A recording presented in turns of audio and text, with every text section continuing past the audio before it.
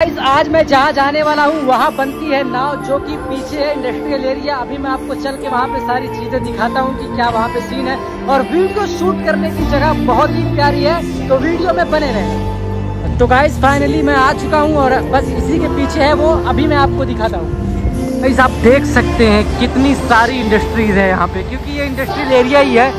यहाँ पे हर एक चीज बनती है, जेट्स का पार्ट्स बनता है यहाँ पे, परफ्यूम, सारी चीजें आपको यहाँ पे मिल जाएगी। और देख सकते हैं आप वहाँ पे एक अभी से दिखने लगी है, ये देखो नाव, अभी मैं दिखाता हूँ, ये देखो।